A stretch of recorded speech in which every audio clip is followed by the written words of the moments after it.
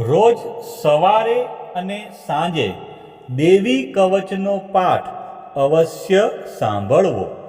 દેવી કવચ સાંભળતા પહેલાં કોમેન્ટમાં તમારી કુળદેવીનું નામ જરૂરથી લખવું.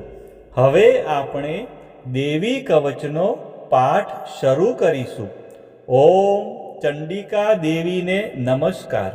માર્કંડેયજીએ કહ્યું, હે પિતામહ, જે આ સંસારમાં પરમ ગોપનીય અને મનુષ્યનું બધી રીતે રક્ષણ કરનારું છે અને જેને તમે અત્યાર સુધી બીજા કોઈ સામે પ્રગટ ન કર્યું હોય એવું કોઈ સાધન મને કહી બતાવો.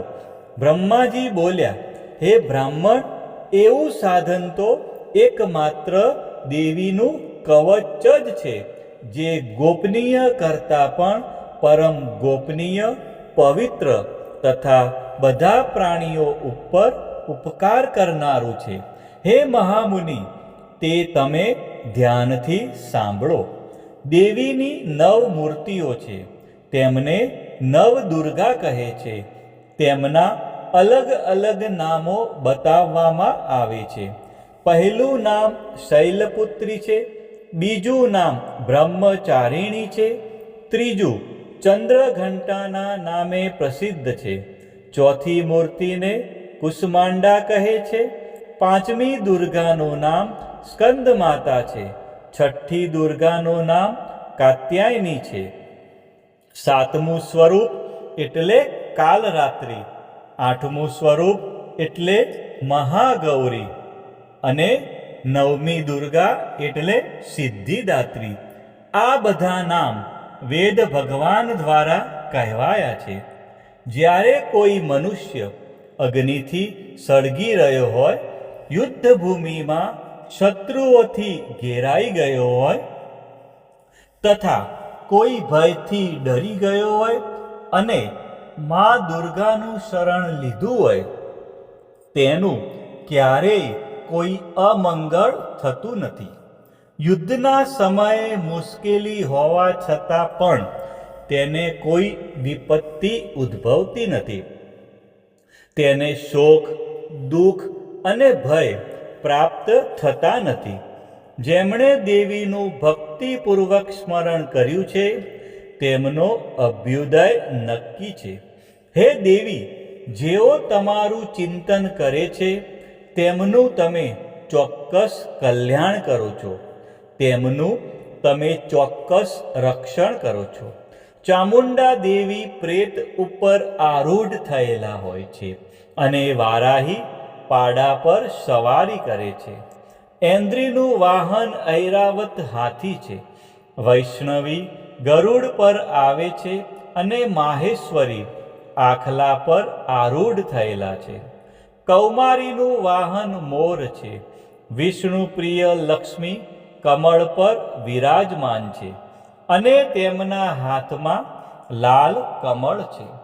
આખલા પર આરૂઢ થયેલ દેવી ઈશ્વરીએ શ્વેત વસ્ત્ર ધારણ કરી રાખ્યા છે. બ્રાહ્મી હંસ પર બેઠેલા છે અને બધા જ આભૂષણો ધારણ કર્યા છે. આ બધી દેવીઓ માતાઓ યોગ શક્તિથી સંપન્ન છે, જેઓ અનેકવિધ આભૂષણો પહેરવાથી શોભે છે. તેમણે અનેક રત્નો ધારણ કર્યા છે, ક્રોધથી ભરેલી છે અને ભક્તોનું રક્ષણ કરવા રથમાં બેઠેલી છે. આ દેવીઓના હાથમાં શંખ, ચક્ર, ગદા, શક્તિ, હળ, મુસળ, ખેટક, તોમર, કુહાડી, દોરડું, કુંત, ત્રિશૂળ અને ઉત્તમ પ્રકારના ધનુષ્ય ધારણ કરેલા છે. દૈત્યોના શરીરનો નાશ કરવો અને ભક્તોને અભયદાન આપવું, દેવતાઓનું હિત કરવું એ તેમના શસ્ત્ર ધારણનો ઉદ્દેશ છે. મહારૌદ્ર રૂપ, અત્યંત ઘોર પરાક્રમી, મહાબલી અને મહા ઉત્સાહયુક્ત હે દેવી, તમે મહાન ભયનો નાશ કરનારા છો. તમને મારા નમસ્કાર છે. તમારી સામે જોવું પણ મુશ્કેલ છે. શત્રુઓનો ભય વધારનારા હે જગદંબિકા, મારું રક્ષણ કરો. પૂર્વ દિશામાં ઐન્દ્રી શક્તિ મારું રક્ષણ કરે. અગ્નિ ખૂણામાં અગ્નિ શક્તિ, દક્ષિણ દિશામાં વારાહી તથા નૈઋત્ય ખૂણામાં ખગધારિણી મારું રક્ષણ કરે. પશ્ચિમ દિશામાં વારુણી અને વાયવ્ય ખૂણામાં હરણ પર સવારી કરનારા દેવી મારું રક્ષણ કરે. ઉત્તર દિશામાં કુમારી અને ઈશાન ખૂણામાં શૂલધારિણી મારું રક્ષણ કરે. હે બ્રહ્માણી દેવી, તમે ઉપરની બાજુએ મારું રક્ષણ કરો. હે વૈષ્ણવી દેવી, તમે નીચેની બાજુએ મારું રક્ષણ કરો. આ જ પ્રમાણે શબ જેનું વાહન છે તે ચામુંડા દેવી દસે દિશાઓમાં મારું રક્ષણ કરો. જયા આગળની બાજુએ અને વિજયા પાછળની બાજુએ રક્ષણ કરે. ડાબા ભાગે અજિતા દેવી, જમણા ભાગે અપરાજિતા દેવી મારું રક્ષણ કરે. ઉદ્યોતિની શિખાનું રક્ષણ કરે અને ઉમા દેવી મારા મસ્તક પર વિરાજિત થઈને મારું રક્ષણ કરે.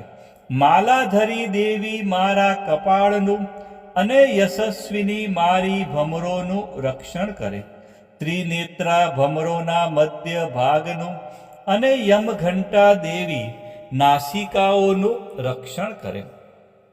શંખિની દેવી બંને આંખોના મધ્ય ભાગનું રક્ષણ કરે અને દ્વારવાસીની કાનોનું રક્ષણ કરે. કાલિકા દેવી ગાલોનું તથા સાંકરી દેવી કાનોના મૂળ ભાગોની રક્ષા કરે. સુગંધા દેવી નાસિકાઓની અને ચર્ચિકા દેવી ઉપરના હોઠનું રક્ષણ કરે. અમૃતકલા નીચેના હોઠનું અને સરસ્વતી જીભનું રક્ષણ કરે. કૌમારી દેવી મારા દાંતોનું અને ચંડિકા દેવી કંઠ ભાગોનું રક્ષણ કરે. ચિત્રઘંટા દેવી ગળાની ઘંટિકાનું અને મહામાયા દેવી તાળવાનું રક્ષણ કરે. કામાક્ષી દેવી દાઢીનું અને સર્વમંગલા દેવી મારી વાણીનું રક્ષણ કરે. નીલગ્રીવા દેવી કંઠના બહારના ભાગનું અને અન્નનલિકાનું કૌબેરી દેવી રક્ષણ કરે. ખગીની દેવી બંને ખભાઓનું અને વ્રજધારિણી દેવી મારા બંને બાહુઓનું રક્ષણ કરે. દંડીની દેવી બંને હાથોનું અને અંબિકા દેવી આંગળીઓનું રક્ષણ કરે. સુલેશ્વરી નખોનું રક્ષણ કરે અને કુલેશ્વરી દેવી કુખ અને પેટનું રક્ષણ કરે. મહાદેવી બંને સ્તનોનું અને શોક વિનાશીની દેવી મનનું રક્ષણ કરે. લલિતા દેવી હૃદયનું અને શૂલધારિણી દેવી ઉદરનું રક્ષણ કરે. કામિની દેવી નાભીનું અને ગુહેશ્વરી દેવી ગુહ ભાગનું રક્ષણ કરે. પૂતના દેવી અને કામિકા દેવી લિંગનું અને પાડાને વાહન બનાવનાર દેવી ગુદાનું રક્ષણ કરે. ભગવતી દેવી કટી પ્રદેશનું અને ઘૂંટણોની રક્ષા વિંધ્યવાસીની દેવી કરે.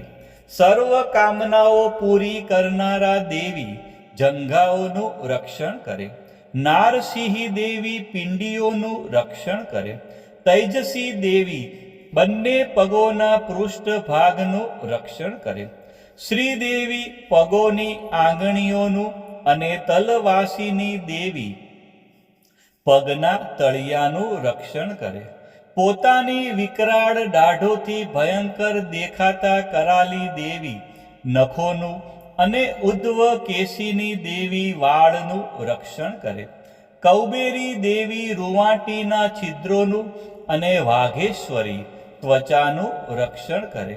પાર્વતી દેવી રક્ત, મજ્જા, વસા, માંસ, હાડકાં અને મેદનું રક્ષણ કરે.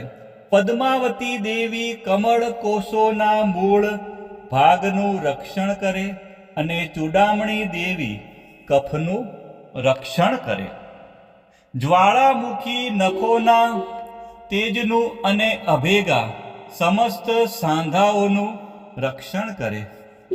એ બ્રહ્માણી દેવી, તમે મારા વીર્યનું રક્ષણ કરો. હે છત્રેશ્વરી દેવી, મારી છાયાનું રક્ષણ કરો. હે ધર્મધારિણી દેવી, મારા અહંકાર, મન અને બુદ્ધિનું તેમજ હે વ્રજ ધારણ કરનારા દેવી, મારા પ્રાણ, અપાન, વ્યાન, ઉદાન અને સમાનનું રક્ષણ કરો. કલ્યાણથી શોભતા હે દેવી, મારા પ્રાણનું રક્ષણ કરો. યોગીની દેવી, રસ, રૂપ, ગંધ, શબ્દ અને સ્પર્શનું અને હે નારાયણી દેવી, તમે મારા સત્વ, રજ અને તમો ગુણનું રક્ષણ કરો. વારાહી દેવી આયુષ્યનું રક્ષણ કરે અને વૈષ્ણવી દેવી ધર્મનું રક્ષણ કરે. તથા ચક્ર ધારણ કરનારા દેવી યશ અને કીર્તિ, લક્ષ્મી અને ધનનું તેમજ વિદ્યાનું રક્ષણ કરો. હે ઇન્દ્રાણી, તમે ગોત્રનું રક્ષણ કરો. હે ભૈરવી, તમે મારી પત્નીનું રક્ષણ કરો. હે ચંડિકા દેવી, મારા પશુઓનું રક્ષણ કરો. હે મહાલક્ષ્મી દેવી, પુત્રોનું, સંતાનોનું રક્ષણ કરો. હે સુપથા દેવી, મારા પથનું અને ક્ષેમકરી દેવી, મારા માર્ગનું રક્ષણ કરો. હે મહાલક્ષ્મી દેવી, રાજદ્વારી કાર્યોમાં મારું રક્ષણ કરો. તથા સર્વ બાજુએ રહેલા વિજયા દેવી, ચારે બાજુ રહીને રક્ષણ કરો. હે દેવી, જે સ્થાન દેવી કવચમાં કહેવાયું નથી અને તેથી રક્ષણ વિનાનું છે, તે બધા સ્થાનો તમારા વડે સુરક્ષિત થાય, કારણ કે તમે વિજયશાલિની અને પાપનાશીની છો. મનુષ્ય પોતાના શરીરનું ભલું ઈચ્છતો હોય તો તેણે દેવી કવચનો પાઠ કર્યા વિના એક ડગલું પણ ભરવું નહીં. દેવી કવચનો પાઠ કરીને જ યાત્રા કરવી. દેવી કવચના પાઠથી બધી બાજુથી સુરક્ષિત થયેલો મનુષ્ય જ્યાં જ્યાં જાય છે ત્યાં ત્યાં તેને ધન લાભ થાય છે તથા સઘળી કામનાઓ પર વિજય પ્રાપ્ત થાય છે. તે જે અભિષ્ટ વસ્તુનું ચિંતન કરે છે તેને તે અચૂકપણે પ્રાપ્ત કરી લે છે. તે મનુષ્ય આ પૃથ્વી ઉપર અતુલ ઐશ્વર્ય પામે છે. દેવી કવચથી રક્ષાયેલો મનુષ્ય નિર્ભય થઈ જાય છે. યુદ્ધમાં તેમનો પરાજય થતો નથી તથા તે ત્રણેય લોકમાં પૂજનીય બને છે. આ દેવી કવચ દેવતાઓને પણ દુર્લભ છે. જે આ દેવી કવચનો દરરોજ 3 સંધ્યાએ શ્રદ્ધાપૂર્વક પાઠ કરે છે તેની દૈવી કલા પ્રાપ્ત થાય છે તથા તે ત્રણેય લોકમાં પરાજિત થતો નથી. એટલું જ નહીં, તે અપમૃત્યુથી રહિત થઈને 100 કરતાં પણ વધુ વર્ષ જીવે છે. દેવી કવચ ધારણ કરનારા મનુષ્યની રાજા તરફથી સન્માન અને વૃદ્ધિ થાય છે. આ દેવી કવચ મનુષ્યના તેજની વૃદ્ધિ કરનારું અને ઉત્તમ છે. આ દેવી કવચનો પાઠ કરનારો મનુષ્ય પોતાની કીર્તિથી શોભા પામીને પૃથ્વી ઉપર પોતાના સુયશ સાથે સાથે વૃદ્ધિ પામે છે.